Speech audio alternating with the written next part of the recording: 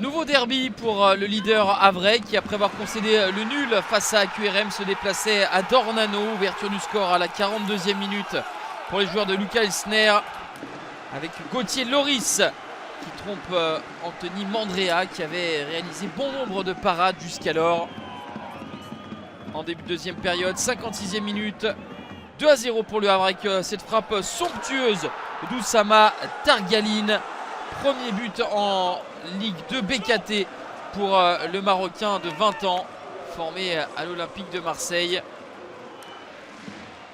Et à la 89e minute, Caen va réduire l'écart grâce à Emmanuel Ntim. Insuffisant pour les hommes de Stéphane Moulin qui s'inclinent 2-1 à domicile.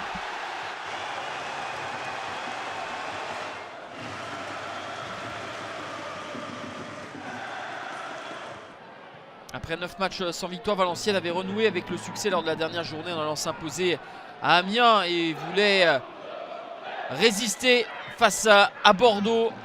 Deuxième, les Girondins qui obtiennent un coup franc en deuxième période à la 69e. La faute sur Dylan Bakwa. Et c'est le capitaine Yohan Barbet qui va se charger du coup franc avec son pied gauche au-dessus du mur et hors de portée de Lassanassi. 4e but de la saison pour Yohan Barbet. 1-0 pour les Girondins à 20 minutes de la fin. Et à la 82e, belle séquence proposée par Dylan Bakwa, qui fait des différences sur son côté et sert idéalement Josh Maja, le meilleur buteur du club. 16e réalisation pour le Nigérian. 2-0 pour Bordeaux au stade du Hainaut. Les Girondins accrochés à la deuxième place. Concurrent le plus sérieux aux Girondins de Bordeaux pour la deuxième place synonyme de Ligue 1 Uber Eats. Le FC Metz, surpris en début de match par le Paris FC avec cette action d'école conclue par Morgan Guilavogui, le 15e but pour l'attaquant guinéen. Le Paris FC qui est plus à l'aise à l'extérieur qu'à domicile. Ça se vérifie en ce début de match, même si Sabali va obtenir un pénalty, la faute d'Ivan Masson. Georges Mikotadze va égaliser 5 minutes après l'ouverture du score du Paris FC. 20e but pour le meilleur réalisateur de Ligue 2 BKT. Un partout, ce sera le score final entre Metz et le Paris FC. Tenu en échec à Dijon lors de la journée précédente, Bastia recevait une équipe amiénoise à la lutte pour le maintien après avoir enchaîné 5 défaites sur les 6 derniers matchs. Demi-heure de jeu atteinte, Kevin Chour élimine Régis Gürtner pour marquer son premier but de la saison. 6 minutes plus tard, égalisation des Picards avec Youssouf Assogba. Le défenseur béninois marque son premier but cette saison. Un partout, c'est le score à la mi-temps. Les Bastiais vont pousser, vont tout faire pour s'imposer à Foriani.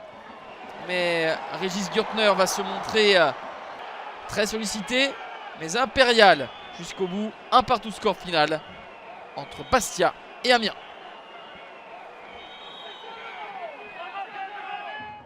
Après 2 défaites consécutives sans marquer le moindre but, les Grenoblois, loin des places pour la Ligue 1 Uber Eats et loin de la zone rouge, pouvaient gérer cette fin de saison sans pression face au Niortais, dernier du championnat. Ouverture du score à la demi-heure de jeu signé Bamba Sangyang. 7e but pour le Gambien. Longtemps dominateur, les Grenoblois n'auront pas réussi à marquer le fameux 2e but de la délivrance jusqu'à cette 90e minute. Beau mouvement collectif. Loïc Nestor pour Joris Correa. Le 3e but pour Correa. 2-0 pour Grenoble qui s'impose face à Niort, qui reste dernier à 10 points du premier non relégable.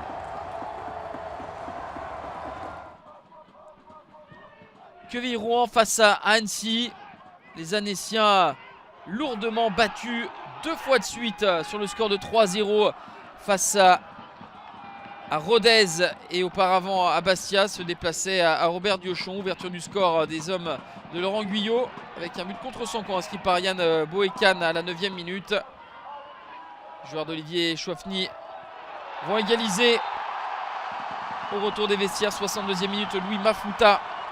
10e but pour l'attaquant centrafricain.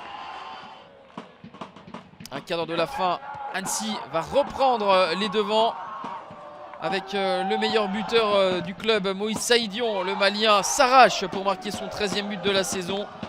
2-1 pour Annecy.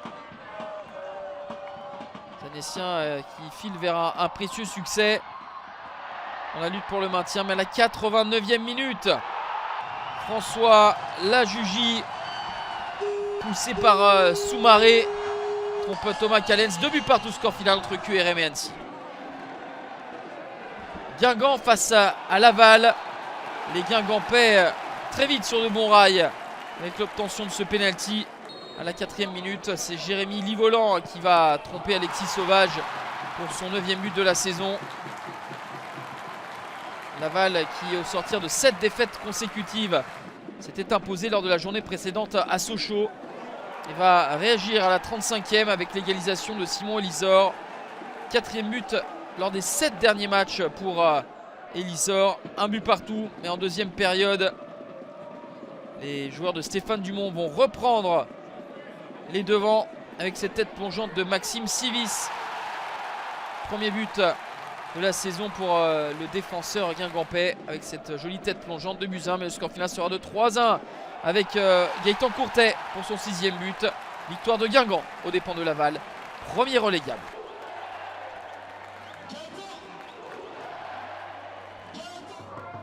Vainqueur de 6 de ses 7 derniers matchs, Rodez a récolté 18 points depuis début mars. Le meilleur bilan de Ligue 2 BKT sur la période. Les Ruthénois, déjà vainqueurs à 2 reprises de Saint-Etienne à l'aller et en Coupe de France, voulaient récidiver, dominer dans cette partie. Les Ruthénois vont obtenir un pénalty à la 48e. Bradley Danger va le transformer en prenant à contre-pied Gauthier Larsonneur. 4e but pour l'ancien joueur de Chambly. Saint-Etienne qui, après 10 matchs sans défaite, qui s'était incliné face à Metz lors de la dernière journée, va sauver le point du nul ici à Paul-Lignon avec l'égalisation de Kader Bamba à la 83e. 2e but pour l'attaquant prêté par Nantes. 1 partout, score final entre Rodez et Saint-Etienne. Présent dans la zone de relégation, Nîmes abattait sans doute l'une de ses dernières cartes pour croire encore au maintien. Et les hommes de Fred Bompard ouvrent rapidement le score avec Rafiki Saïd. 5e but pour le Comorien qui ajuste Jérôme Prior. Un quart d'heure plus tard, Pau va réagir. Le centre tendu, le mauvais renvoi de la défense gardoise et le très bel enchaînement surtout d'Henri Sévet. Contrôle, frappe limpide pour tromper Axel Maraval. Le 6e but pour Henri Sévet. Mais les Crocos, juste avant la pause, ont mené 2-1 avec le 11e but de Malik Chokounté. 2-1 à la pause pour les Nîmois qui auront énormément d'occasions pour se mettre à l'abri sans y parvenir. Et ce sera l'opportunité à la 84e minute pour les Palois d'égaliser. La faute de Maraval sur Bassouamina. Yanis Begraoui transforme le penalty. 6e but en 13 matchs pour le Marocain prêté par Toulouse. 2 buts partout. Énormément de regrets pour les Nîmois de ne pas avoir réussi à se mettre à l'abri. Mais à la 93e minute, Kélian Guessoum va offrir un précieux succès à sa formation.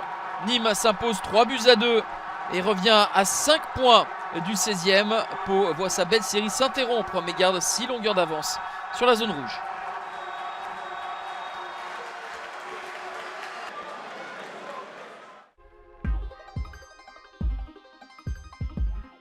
« 26 buts inscrits au terme de cette 33e journée, 3 victoires à domicile, 4 matchs nuls avec Metz tenu en échec face au Paris FC, 2 victoires à l'extérieur, celle du Havre et de Bordeaux. Le Havre est donc bien accroché à la première place, 6 points devant les Girondins et 9 unités d'avance sur Metz. Sochaux tâchera de se rapprocher avec le match de clôture de cette 33e journée face à Dijon. Guingamp et le Paris FC en première moitié. Dans la deuxième partie, Valenciennes et Annecy sont à la portée de Laval. Nîmes à 5 points des 2 non relégables. Dijon doit capitaliser face à Sochaux. Niort accuse un retard important de 10 points sur le 17e. La prochaine journée, Bordeaux face à Caen, Saint-Etienne contre Guingamp, Niort reçoit Metz, Duel du bas de classement entre Nîmes et Valenciennes. Le leader Le Havre reçoit Rodez en clôture.